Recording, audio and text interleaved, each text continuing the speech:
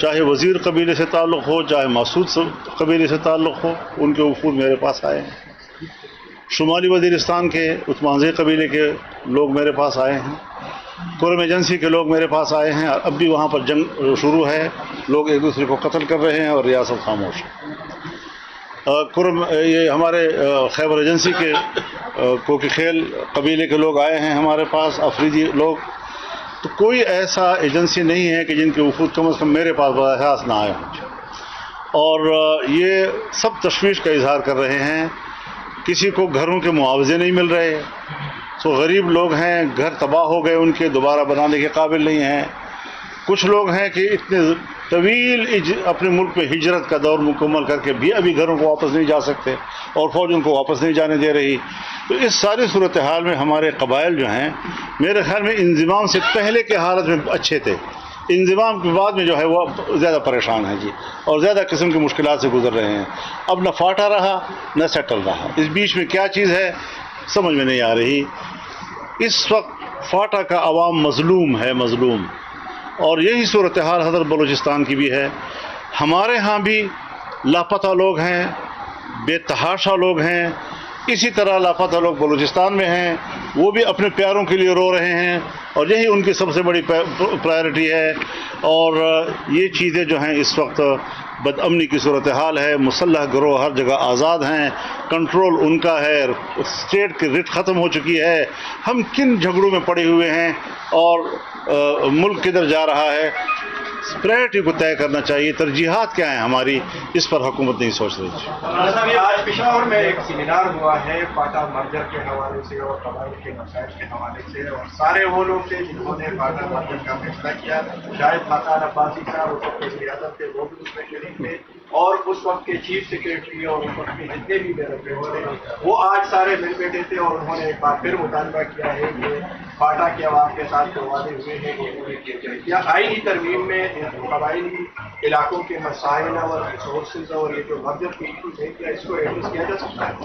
خاقان عباسی صاحب میرے گھر تشریف لائے تھے، اس موضوع پر بڑی تفصیلی گفتگو ہوئی، اور وہ سارا پس منظر ان کو معلوم تھا۔ خاقان عباسی صاحب میرے گھر تشریف لائے تھے اس وقت جب یہ ترمیم ابھی نہیں ہوئی تھی، تو 25 مطالبات میں سے 4 مطالبات جو ہمارے تھے جس پر ہمیں اختلاف تھا، اس سے وہ وڈرا ہو گئے تھے۔ وڈرا ہونے کے بعد کہاں سے حکم آیا؟ ظاہر ہے کہ مجھے معلوم ہے کہ امریکی افسر کون تھا جو آیا اور اس نے کہا کہ فاٹا مرجر از مسٹ، یہ الفاظ وہ ہیں جو میرے سامنے کہے گئے ہیں۔ پھر جناب باجوہ صاحب آرمی چیف تھے، نوید مختار صاحب جنرل وہ ISI کے چیف تھے، پارلیمنٹ کی بلڈنگ میں پرائم منسٹر کے چیمبر میں مجھے ملے اور میرے ساتھ یہ مسئلہ ڈسکس کیا، اور میں نے ان سے کہا کہ آپ بے وقت فیصلہ کر رہے ہیں، ابھی فاٹا مرجر جو ہے اس کے لیے فاٹا کا حالات موافق نہیں ہیں۔ ہم نے بہت تجویزیں دیں لیکن وہ مزید تھے کہ جی امریکہ کا دباؤ ہے، جی امریکہ کا دباؤ ہے۔ تو اگر ہم ملک کے اندر خود مختار نہیں ہیں اور ہم نے ملک کے اندر کے فیصلے اور تبدیلیاں امریکہ کے دباؤ پہ لانی ہیں، تو آپ مجھے بتائیں کہ ہم کس بنیاد پر کہہ رہے ہیں کہ ہم ایک آزاد قوم ہیں اور ہم ایک آزاد مملکت میں رہ رہے ہیں؟ تو یہ ایک بڑا سنجیدہ سوال ہے ہمارے ملک کے لیے۔ فاٹا کے عوام کے ساتھ انضمام کی صورت میں جو ظلم ہوا ہے آج تک اس کی تلافی نہیں ہو سکتی۔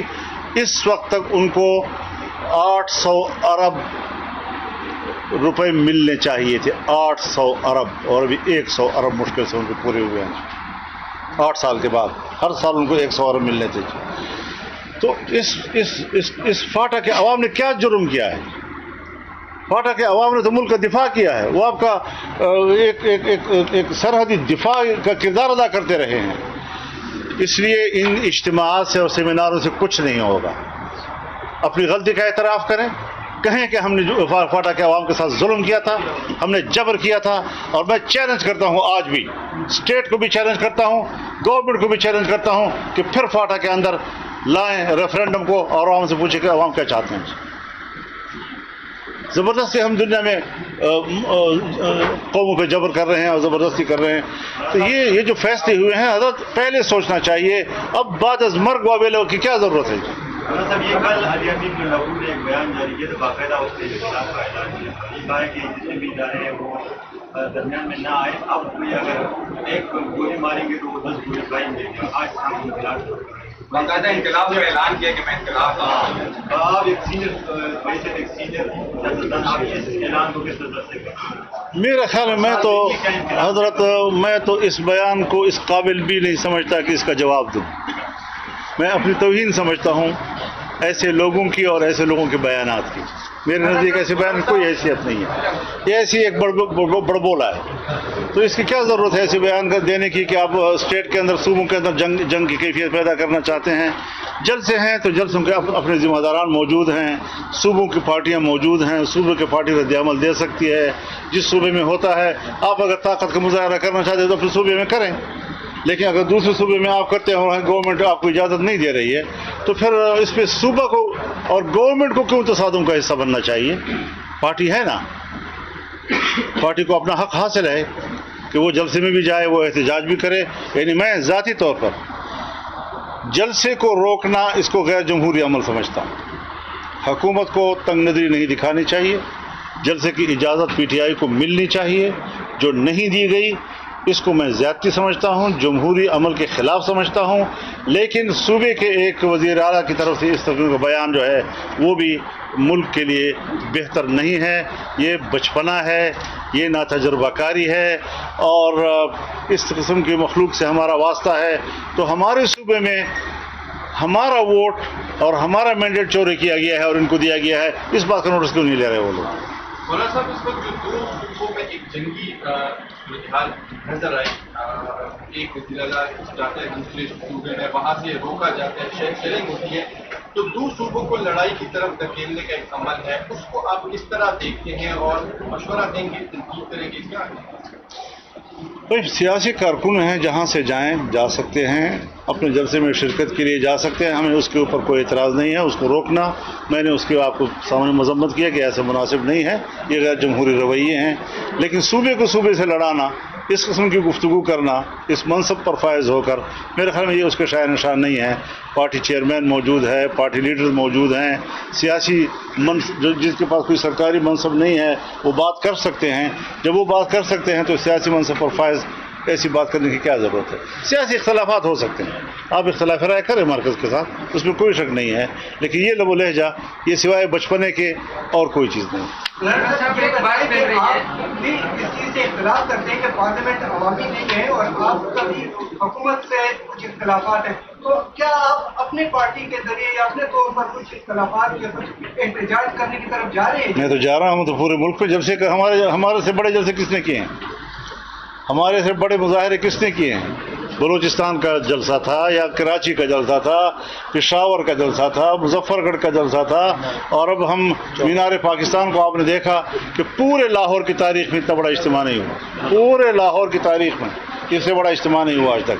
تو جتنے عوامی سطح پر ہم بات کر رہے ہیں, آئین و قانون کے دائرے میں رہتے ہوئے کر رہے ہیں, یہی پیروی اگر دوسرے لوگ بھی کریں اسی انداز کے ساتھ.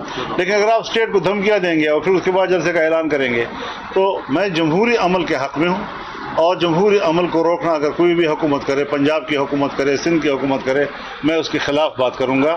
لیکن اس قسم کے بیانات کو سپورٹ نہیں کر سکتا جو دو صوبوں کو آپس میں لڑائے یا ایک صوبے کو اسٹیٹ کے ساتھ لڑائے. مولانا صاحب, یہ قانون سازی کے حوالے سے آپ اگر اس کو سپورٹ کریں گے, وہ بھی جس پر آپ ایگری ہو, اس کے بعد کہا جا رہا ہے کہ آپ حکومت کا حصہ بنیں گے. میں نے اسمبلی میں بات کی ہے, اس سے زیادہ ذمہ دار فورم تو اور نہیں ہو سکتا نا, کہ ہم اپوزیشن میں ہیں اور اپوزیشن میں رہیں گے. اس کے بعد پھر اس کو آگے کیا پڑھاؤ گا؟ اچھا مولانا صاحب, وفاقی وزیر خزانہ نے کہا ہے کہ ہم آخری بار آئی ایم ایف کے پاس جا رہے ہیں. باقی آخری بار جا رہے ہیں. حضرت آپ کا state bank I M F کے ہاتھ میں ہے, آپ کا بجٹ آئی ایم ایف تیار کر کے دے رہا ہے. اس قسم کی باتیں سیاسی بیان تو ہو سکتے ہیں, لیکن انہی لوگوں کی پالیسی نے تو ہمیں غلام بنا رکھا ہے معاشی طور پر. مولانا صاحب, اگر کل کو حکومت جے گائی کی آتی ہے, مرکزیت میں حکومت ہوگی آپ لوگ کی, تو کیا آئی ایم ایف سے پھر بھی بات ہوگی اس حکومت کی؟ میں کل کی بات آج نہیں بتا سکتا کہ کیا ہم نے جو صورتحال, ہر چیز میں آپ کی پالیسیاں میٹر کرتی ہیں. پالیسیاں تدریجی طور پر آپ کو مشکل سے نکالتی ہیں. یہ نہیں کہ آپ کی حکومت آئی تو ایک ہی دن میں تعلیم مفت ہو گئی، اور آپ کی حکومت آئی تو ایک ہی دن میں صحت جو ہے مفت ہو گئی، اور آپ کی حکومت آئی تو ایک ہی دن میں آپ IMF سے ہر چیز کی ایک پالیسی ہوتی ہے۔ ہم نے جس طرح اپنے صوبے میں پرائمری سے شروع کیا اور FA FSC تک کتابیں مفت مہیا کے لوگوں کو، ہم نے ایک ضلع سے شروع کیا اور 12 اضلاع میں A لیول کے ہاسپٹل ہم نے بنائے تھے۔ ہم نے تعلیم میں کتنی ترقی کی اور کہاں تک ہم پہنچے، یہ ساری چیزیں تدریجی طور پر ہوتی ہیں، بشرطے کہ آپ کی پالیسی تو ہو۔ تو جب ہماری پالیسی IMF کی نجات کی ہوگی تو تدریجی طور پر یقیناً ہم ان سے آزادی حاصل کرنے کی طرف جائیں گے۔ وزیر اعظم صاحب نے جو کوشچن میں خطاب کیا ہے اس میں فلسطین کا بھی انہوں نے ذکر کیا کشمیر کا، تو اس کو آپ کیسے دیکھتے ہیں؟ پاکستان کا مقصد کام ہونے سے طریقے سے ادھر بنائے؟ میرے خیال میں وہ گفتگو مناسب تھی، وہ مناسب گفتگو تھی۔ مولانا صاحب، ایک تو امت مسلمہ نفاق کا شکار ہے، اور دوسرا ہماری ریاست اور ہماری حکومت کی ترجیحات وہ کچھ اور ہے، اور ہماری سیاسی جماعتوں کی ترجیحات بھی کچھ اور ہے۔ یہ تو ہمارا صوبہ پاٹا مرجر کے بعد بالکل براہ راست لگے افغانستان کے ساتھ۔ آپ تو افغانستان گئے، اپنے وقت کے ساتھ گئے، موجودہ دنوں میں کوئی ایسی تجویز ہے کہ سیاسی جماعتیں اس میں کردار ادا کریں یا آپ جیسی شخصیات اس میں کردار ادا کریں؟ کم از کم افغانستان اور پاکستان کے معاملات کو درست سمت میں چلنا چاہیے۔ فضا بھائی، میں الیکشن سے پہلے جا چکا ہوں، میں نے 1 ہفتہ وہاں گزارا ہے، میں نے تمام شعبوں میں دونوں ملکوں کے درمیان تعاون کے راستے نکالے ہیں، میں نے مسلح گروہوں کا حل بھی نکالا ہے، ان کو رپورٹ کیا ہے، انہوں نے اپریشیٹ کیا ہے، لیکن اس کے بعد اگر وہ نہیں اس کو آگے بڑھا سکے تو میں کیا کر سکتا ہوں؟ پھر ہمارے ساتھ جو ہوا، جنہوں نے اسٹیٹ کے لیے اتنا کچھ کیا، ان کے ساتھ جو ہوا اس صوبے میں اور بلوچستان میں کس قیمت پر ہوا، کیوں ایسا ہوا؟ تو یہ ساری چیزیں اپنی جگہ پر ہیں۔ ہم اتنے بھی کمزور اپنے آپ کو نہیں سمجھتے کہ آپ ہمیں اسمبلی سے باہر رکھیں گے، ہم ان اسمبلیوں کو پھر اہمیت ہی نہیں دیں گے، ہم مکمل سڑکوں پہ آ جائیں گے، اور مکمل سڑکوں پہ آ کر پھر شاید ہم ان کے لیے زیادہ خطرناک ثابت ہوں گے۔ ہم اتنے بھی کمزور نہیں ہیں کہ ہم سرنڈر ہو رہے ہیں، ہم سرنڈر نہیں ہیں، ہم باقاعدہ میدان میں ہیں، لڑ رہے ہیں، لیکن ہمارا انداز بالکل آئین اور قانون کے دائرے کے اندر جمہوری انداز ہے، سیاسی انداز ہے۔ ہم ایسے ماحول پیدا نہیں کرنا چاہتے۔ سوال سارے ان سے ہیں، اسٹیٹ سے ہیں، کہ جس دہشت گردی کے خلاف آپ 2010 سے لڑ رہے ہیں، سوات سے لے کر پورے پختونخوا کو آپ نے بے گھر کر دیا، ہماری عزتیں گھروں سے نکل گئیں، در بدر ہو گئیں، آج تک مہاجر ہیں اپنے ملک کے اندر، اور آج اس سے کئی گنا زیادہ مسلح گروہ اس وقت ہمارے ہاں ڈیرہ اسماعیل خان میں، لکی مروت میں، ٹانک میں، بنو میں، وزیرستان میں، اس وقت جب ہم اور آپ بیٹھے ہیں تو تھانے بند ہو جاتے ہیں اور سڑکیں ان کے حوالے ہوتی ہیں، دیہاتیں ان کے حوالے ہوتی ہیں۔ اب اس حوالے سے اب آپ مجھے بتائیں کہ ہم کیسے زندگی گزار رہے ہیں وہاں پر، اور کیسے ہمارے حالات گزر رہے ہیں، ان کو تو ہم ہی جانتے ہیں نا، جو لوگ بھگت رہے ہیں۔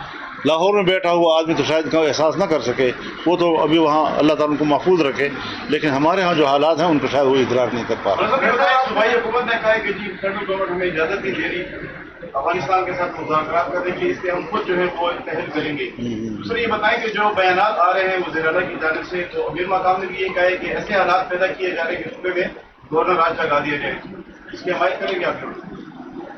ابھی تو ہم گورنر راج کی طرف نہیں جانا چاہتے، اور اگر امیر مقام جانا چاہتے ہیں تو پھر فیڈرل گورنمنٹ ان کی ہے، وہ کیا فیصلہ کرتے ہیں کیا نہیں کرتے، لیکن یہ ضرور کہنا چاہتے ہیں کہ نہ مرکز میں عوام کی حکومت ہے نہ صوبے میں عوام کی حکومت ہے، مینڈیٹ دونوں جو ہے نا وہ جعلی قسم کے ہیں۔